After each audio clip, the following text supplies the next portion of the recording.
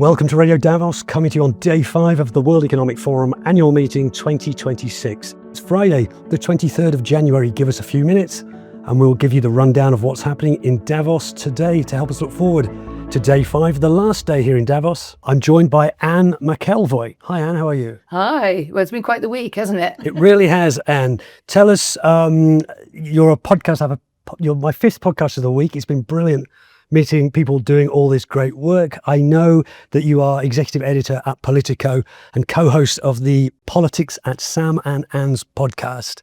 Tell us what is that? So Politics at Sam and Anne's goes out in the UK in the morning. Sam Coates from Sky News and myself, we get up horribly early and we do a podcast that is out. We hope if we can nail it at about 20 to 8 in the morning, just when people are doing their commute or making the coffee or shouting at the kids. But basically it gives them a guide to the day ahead in British politics, and I bring in a lot of the international angle. So we've been doing that from here, but we've also done a special longer episode with big interviews called EU Confidential. That goes out to a more European audience. So we have podcasts for Europe and some that would perhaps lead more on the UK and then broaden into Europe. Right, but you're a journalist with a very much an international outlook, though, as well. I bring the international. Right. I'm not giving up on coming to Davos. Right. Okay. Well, let's look at the fairly light agenda on the final day. It's kind of all over by lunchtime, and then maybe I'll ask you some of your kind of reflections on the week as a whole. But let's get this out of the way. At 9 o'clock this morning, there's geopolitical risks outlook for 2026. People I've got on here. The chair of the Commission on the National Defense Strategy from the USA, Eswar Prasad, professor from Cornell University, Wolfgang Ischinger, president of the Munich Security Conference Foundation Council, and Elizabeth Thurbon from the University of New South Wales. The Geopolitical Risk Outlook, the World Economic Forum produces a report called the Global Risk Report, and that just came out a few days before the start of Davos. I expect, Anne, you've got your own reflection on what the big risks are facing the world in terms of geopolitics, and probably have been discussed here.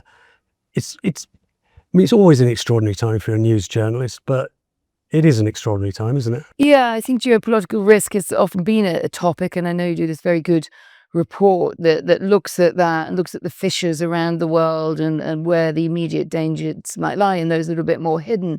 Also perhaps conflicts that are not getting the coverage day to day in the main media outlooks. I think the difference with this Davos, and I don't know if you see it this way as well, Robin, it's just felt geopolitics was very much to the fore.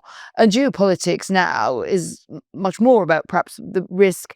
Opportunity is certainly part of it. But when you think that this is a World Economic Forum, it's always been about the relationship between business and geopolitics. Well, right now it feels like the risks, the potential downsides, we saw that, I'm sure we'll come on to it, walking up, possibly down the hill on that Greenland lurch by Donald Trump and how Europe and NATO were responding.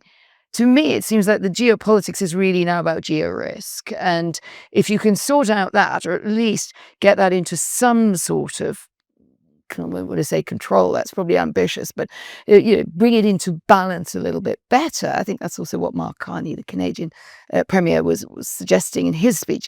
Then everyone could take a breath. I think what the worry is that one thing comes after another, and that's when unforced errors do occur. Leaders can make them reactions by those who have very good values themselves, but if they're put under immense pressure and asked to decide quickly, do I support this person, that person? Do there's conflict? Do I not do it? I think this is the real risk, is the speed of the cycle.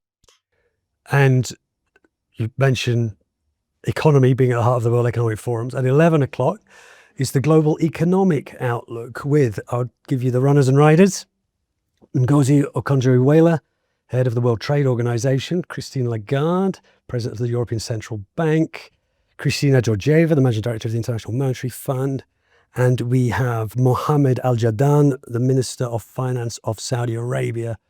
Also, the World Economic Forum produces the Chief Economist Outlook, which also, that comes out 3 times a year, and the most recent one came out just a few days again before this. It's so interlinked, isn't it? The uncertainties about the economy, it's all dominated by uncertainties about, well, not all dominated, maybe there are some other elements. I was going to say dominated by the geopolitics. Of course, the other big thing here this week has been artificial intelligence, which has been a big driver of the economy, of the world economy, in fact. Have you picked up any interesting ways the wind is blowing on the economy, the global economy? Two different angles on that. The list of people really should be a great panel that you're doing on the final day. But, I would have a bit of a challenge if you look at the IMF, certainly the World Trade Organization. These are two organizations which, geo-risk in this sense really means what is Donald Trump doing, what's his outlook, and we're definitely seeing that these organizations being somewhat downgraded in his eyes. And the rise of China, which is also an opposite pole, and also does not really readily align, if you like. I always call them the three-letter entities. Anything with three letters is under threat in the world today. World Economic Forum. Oops. But in some ways, maybe I would stand by my three-letter acronym, because the forum is still clearly very attractive. If you've got Donald Trump doing his major course correction and he's doing it here at the forum, well, clearly that it has attracted him, even if he has railed about Davos man and woman in the past. If you have Elon Musk coming, yeah, ditto. But I still stand by my statement, really, that if you've got that kind of three-letter acronym in the world that came from, you probably got some challenges. I would say the same about the NHS, the National Health Service in the UK, the BBC. See, my rule works. That's what I'm telling you. I'm going to come next year and I'll get a whole half an hour out of, if you've got three letters, you're in for a difficult time. So there it is. I'm sort of joking with you, but I do think there's a fundamental point there when you ask about the risks, is that a lot of these more kind of rule-based systems, the institutions that came out of them, have just lost their grip or not seem to apply in the same way, or have to reinvent themselves. That's also, I think, the point that do you think that's Kanye was making. Is that a medium-term thing? Do you think 2026 will be the year when you'll see some of those three-letter acronym organizations kind of evolve into something that's ready for the brave new world that we have? Not really, no. I think they're kind of lost. And I think that is something that Donald Trump has been very good at, sort of putting that pressure there. And frankly, some of them, let's say, would say you should wind up the IMF, not quite that crazy. But, I do think there is just a change in the power balance. And when we talk about, who holds power, institutions have held power. Perhaps they have not always wanted to be so frontal about saying it. They're part of a democratic compact, if we're talking in the West. But look at the way that I've been coming here a number of years. You look at what the topics are. Yes, it's everyone is sort of now hoping AI will solve some of these problems. But you probably, if you're going to think about where you're putting your time and investment, you're probably going to be putting time into thinking about the impacts of AI on companies, on workforces, on public services, and on governments, and how they try to deliver, often for quite dissatisfied populations, than you are about, whether something is going to reinvent itself. If those organizations reinvent themselves to deal with this, they'll be relevant. If they don't, they will be talking shops and nothing more. And I do think that's a real danger. Right. Well, we'll be hearing from some of the leaders of some of those organisations at 11 o'clock this morning. At midday, closing remarks from Borga Brenda. And that brings this turbulent week to a halt. I always like to ask people, in fact, we're recording this, full transparency, although it's our morning show, we're recording this at about coming on for 4 o'clock in the afternoon on the Thursday before Elon Musk's surprise visit. He should be speaking in about an hour from now. So that's why we've not mentioned him, because it hasn't happened yet as we record this. I'm sure it will have lots of news coverage by the time this goes out on Friday morning. But what I'll be doing on Friday, it's become a bit of a tradition for me, is talking to all the heads of the various centres at the World Economic Forum who are dealing in energy and cybersecurity and climate and nature and health and economics. I could go on. And I asked them basically to say, how is the world a different place now than it was on Monday or Sunday? That's kind of internally how we view things from the World Economic Forum. For you, Anne McElvoy, has the world changed after a week in Davos? Well, the world changed, really. I think when I looked at my phone, like a lot of other phones, lit up at a dinner at about 7:38 last night, when it became clear that Donald Trump had backed off on the Greenland threat or the use of force, and that he backed off on the tariffs.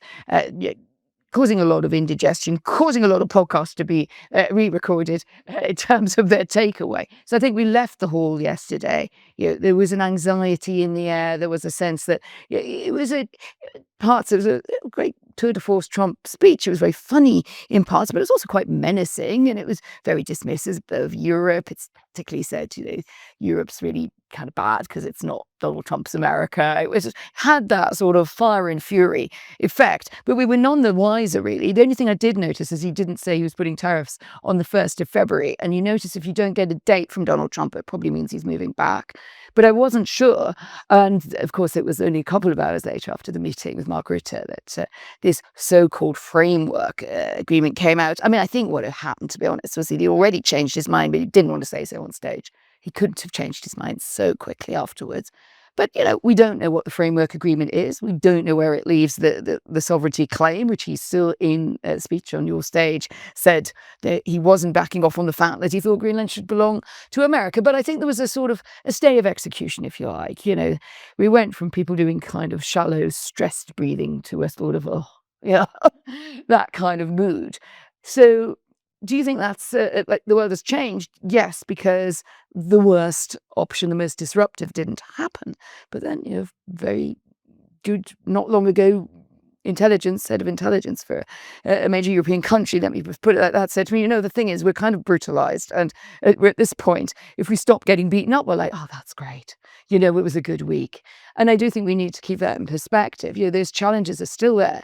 Donald Trump is still, I think, disruptive to the established global order. He doesn't believe it delivers. And I think we will still see, many more of those challenges. We didn't hear a lot on China, but really the tariff standoff, for all the use of tariffs against Europe, that's just a hammer to crack a nut. The real use of tariffs that we need to keep our eye on, really slowing down the economy, is China. Can AI make it up? But then AI bosses here are telling me they're having to spend so much capital. We're going to see a lot of AI companies, I think, in great trouble in the next weeks and months. They cannot raise the capital fast enough. The bigger beasts, the Microsofts, etc., probably, they have the agglomeration power to invest in AI. So to sort of say AI can solve some of the problems, it also disrupts workforces, etc. I think it will, but I think along the way, we're going to see a new wave of disruption, somewhat similar to the disruptions of the 70s when the forum was founded. Oh, wow, there's a comparison. Goodness me. And this could be the year then as well when there's kind of a reckoning with AI in some respects. I mean, people talk about there's a bubble potentially, and that could burst. Might not. And no one would know if anyone knew.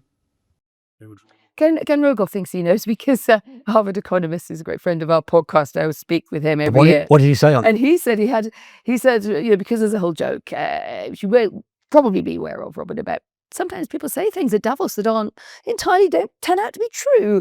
And he said, he said, I'm going to give you two and you can come back to me next year. He said, either the US stock market will suffer. He didn't say crash, but he said, would have a serious downturn, or the AI bubble would burst. One of the two, but probably not both. The AI bubble could burst doing less damage than perhaps some people think, it's evaluations, etc. Personally, I'm not an expert in this field, but just taking views where one comes here is to hear lots of people's views and think about them, is it's possible that what we really see then is more consolidation in the AI sector, the spoils going to the bigger players. But there's no doubt about it, the cost of delivering and the energy cost of delivering the great leap forward in AI, which agentic AI is now capable of, is astronomical. If there is a bubble that bursts, we've had dot-com bubbles burst and come back again. That is very possible. The AI is here to stay. I think it's too early, by the way, to talk about reckoning with it. We are just learning with it. We are children in the world of AI and how to deal with it, profit from it, and control it. We'd have heard a lot more about AI if it hadn't been for the Greenland thing, I think, this week. I think you're right about that. And in fact, if you're listening to this and you want to find there's many sessions on AI you can dig into. There've been many conversations about it. There've been some great sessions on AI, I should say. I think you're right. It's just the news agenda went a bit towards Greenland and other things fell off the agenda a bit, inevitably. Well, lucky for listeners to this podcast, they can go to our website and watch those sessions on catch up. Lots of them will be available as podcasts on our Agenda Dialogues thing. That's where we just strip the audio from some of these great conversations and put it out there for you to listen to on a podcast app. I'm going to plug my podcast and then I'll let you plug yours. If you've come to Radio Davos just this week and you never heard of it before, it's been going for 5 years. I do a show every week looking at some of the biggest challenges facing the world and humanity and how we might solve them. Radio Davos. We also have Meet the Leader, conversations with leaders, inspirational.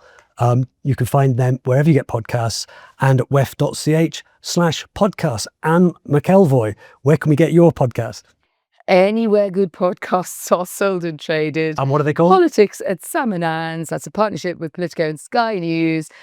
If you like UK politics, but the transatlantic and the international compact. And then if you're thinking, well, actually, I want more on Europe and relations with Europe, internal and with the US, then EU Confidential got a special episode on Davos on the forum. And that is out this week. Okay, we'll look out for that.